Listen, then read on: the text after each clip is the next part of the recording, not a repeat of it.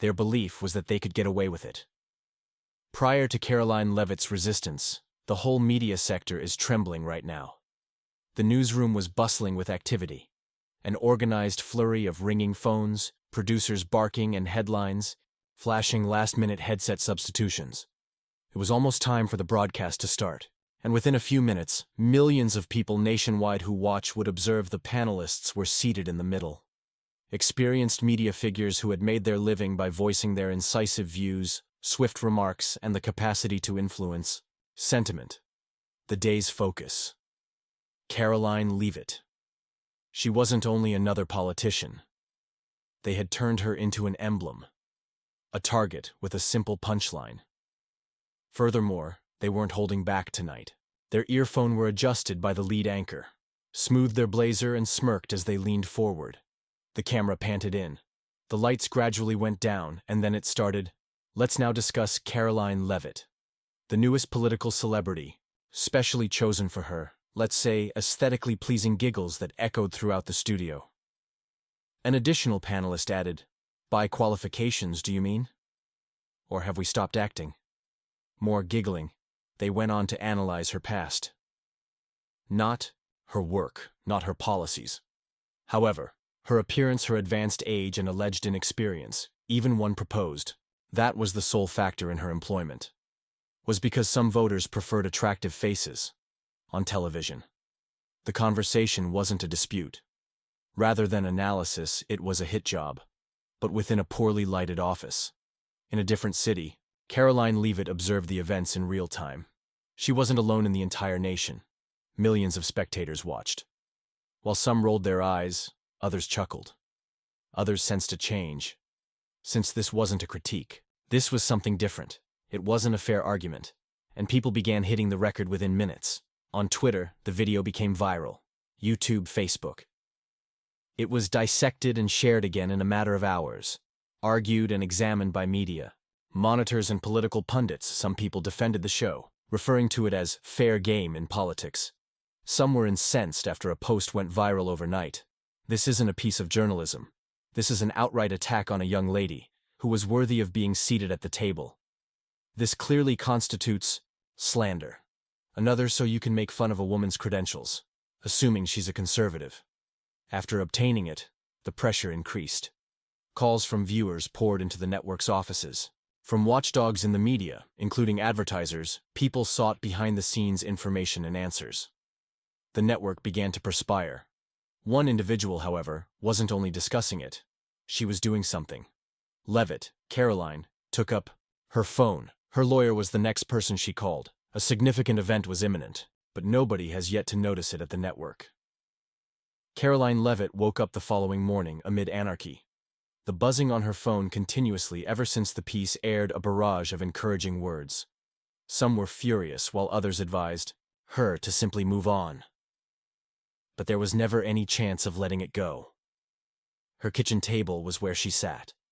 Looking through social media, she noticed that her name was trending everywhere.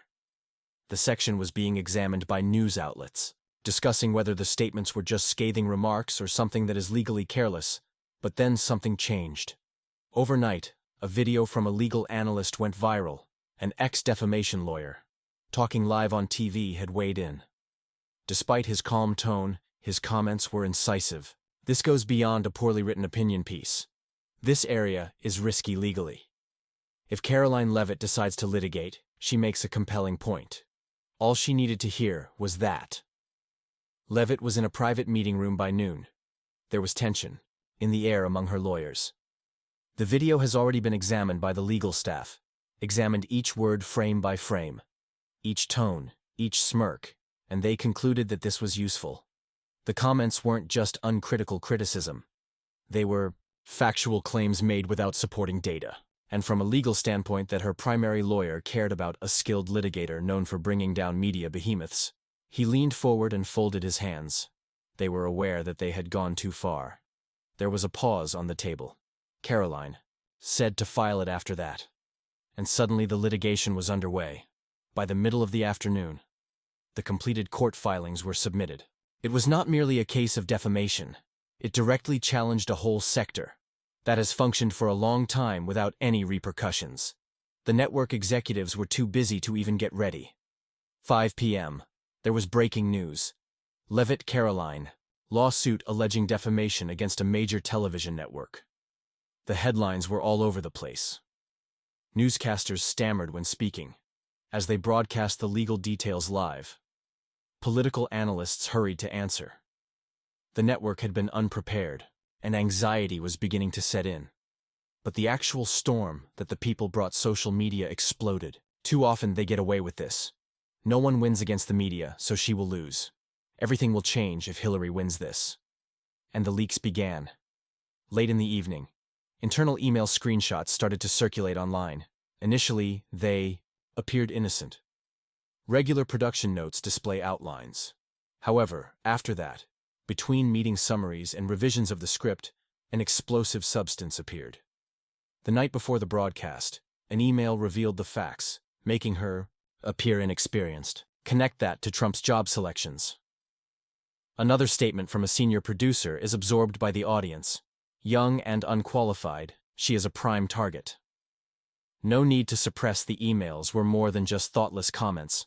They demonstrated intent. This wasn't casual conversation. It was planned and purposeful, a well-planned slander campaign as well as when those emails were leaked. The litigation took a terrible new turn. Now, the case involved more than just defamation. It was a complete and utter scandal. The emails that were leaked went viral.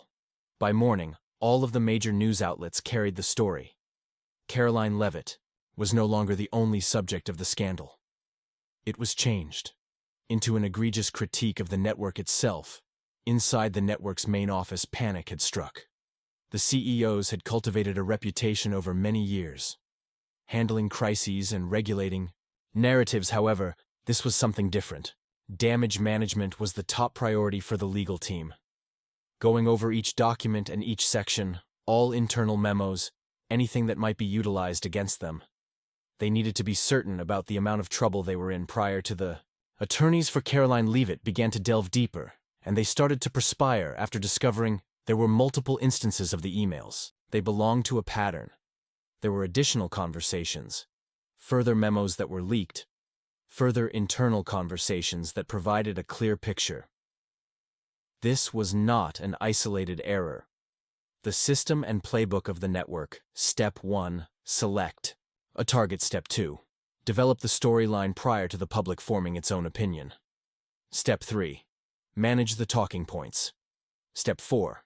If required, push limits till the harm is done. And they were apprehended today. A top producer barged into the CEO's workspace. Voice trembling, face pallid. It is very, truly awful. We must go past this. Typically, the CEO remains composed. Always in charge and calculated, remained quiet. Because he understood deep down that this could not be spun. The network had two choices. 1. Double down. Deny all of this and take this to court. 2. Made a loss reduction, offer an apology, and make an effort to settle before more dirt comes up.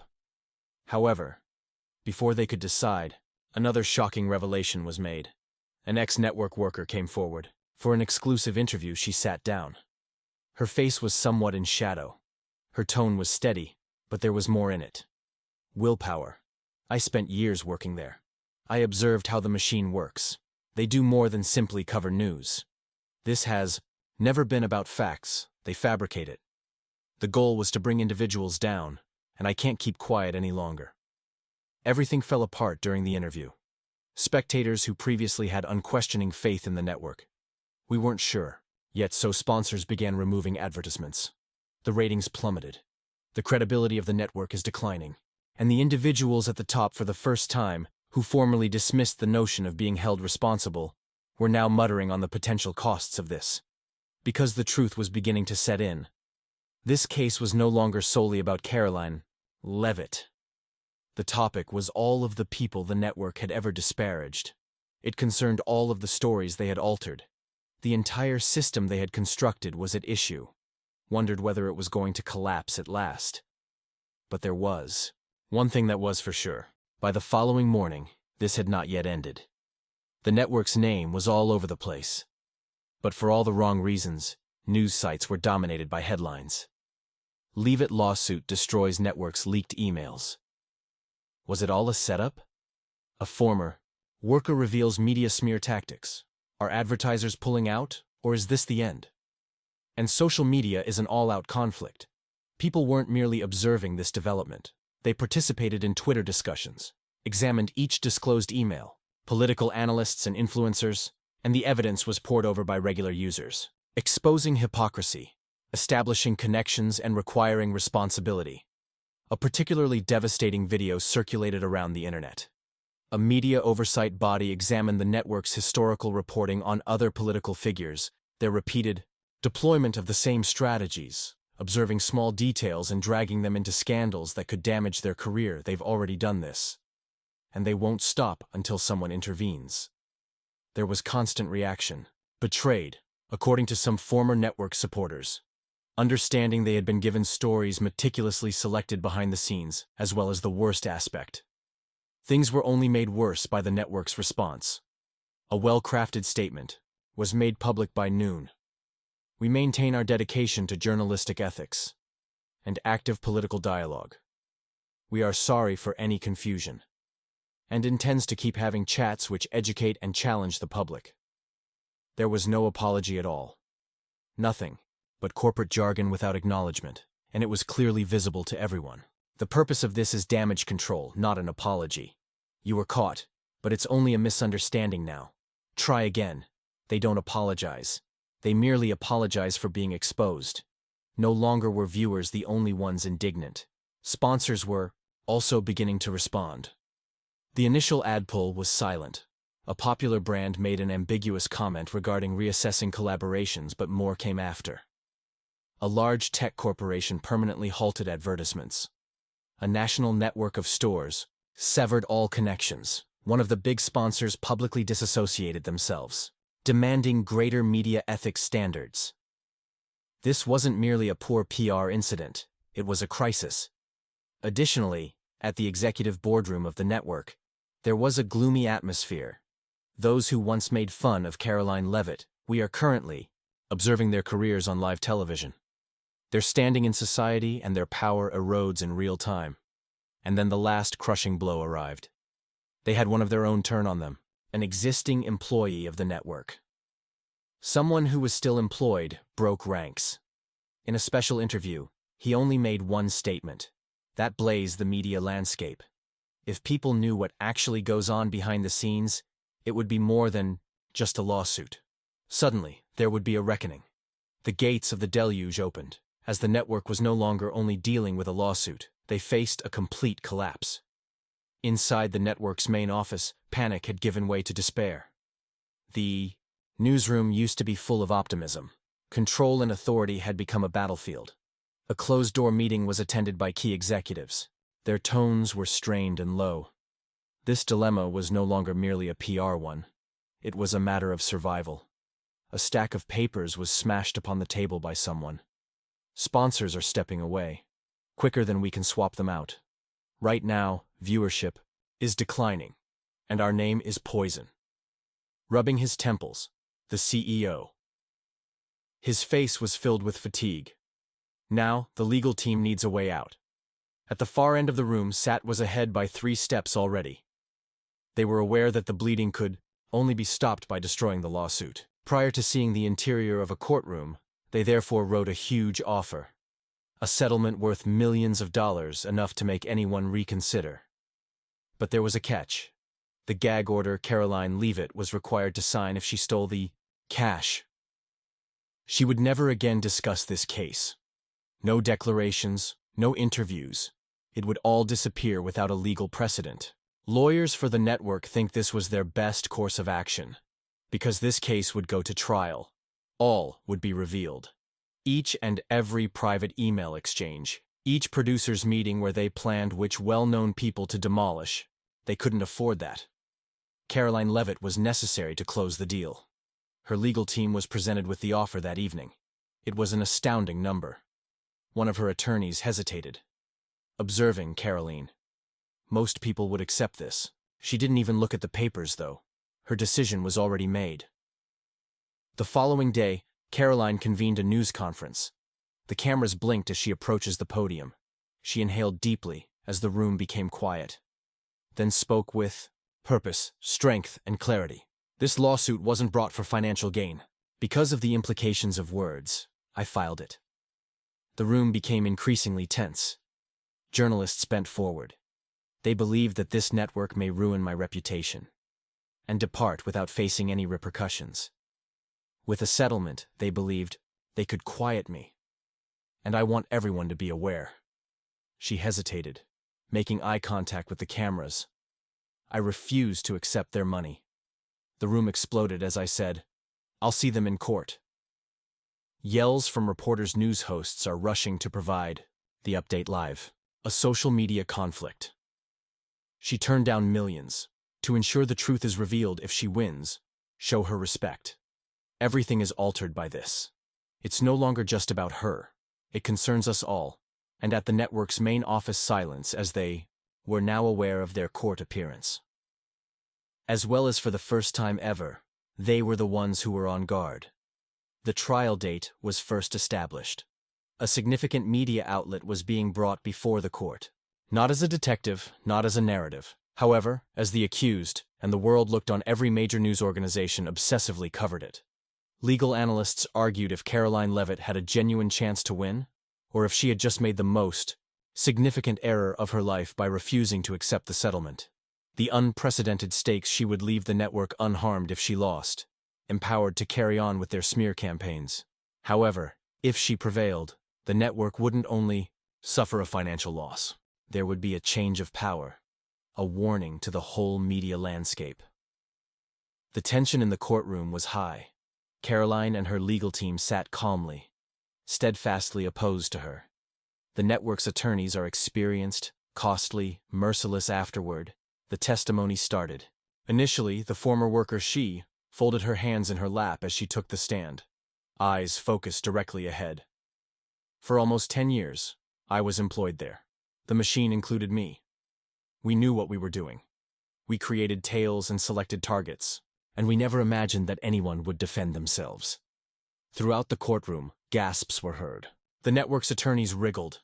Next followed the emails, displayed on the enormous screen for the jury to view. She appears weak due to signs of intent. Link her to the most contentious topics of conversation. Being young, she lacks the ability to defend herself. But she did. She fought back more fiercely than they had anticipated. The network's attorneys attempted to argue that this was merely a piece of commentary. Karoline's crew, however, broke past that defense. They viewed the video frame by frame. Each sneer, each chuckle, every phrase that is said in an attempt to undermine her credibility and not argue her political views in front of the jury. The verdict was announced while the entire world watched. The judge spoke in a firm tone. The defendant is found guilty by the court of defamation, carelessly ignoring the truth. Astonished quiet, after which the decision: millions in damages were ordered to be paid by the network. Above all, they had to take their remarks down in public and formally apologize outside the courthouse. Once again, Karoline turned to the cameras. This has nothing to do with money. It was about defying the machine. Its purpose was to demonstrate that the media is not allowed to ruin lives for athletic purposes. A message was sent today: truth is important. And those who believe they can control it without repercussions are incorrect. The public's reactions were explosive. A historic case that will change the course of history. Finally, they were held responsible by someone. The media is no longer impervious to criticism, and in newsrooms all over the nation more reporters and producers. While business leaders anxiously anticipated, because if this network were to experience it now, who would the story's lesson be next? Unchecked power can be harmful. Too long. Stories have been altered by the media with no repercussions, determining whose careers take off and whose fail. But that changed today, because it is offensive to disparage someone's sporting reputation. When you ruin lives only to get more views, when you believe you can express everything without responsibility. Occasionally, the unexpected person fights back. And when you might even find yourself pleading for forgiveness. If this story captivated you, remember to like, hit the notification bell and subscribe. It was only the beginning. truth-seeking is far from over.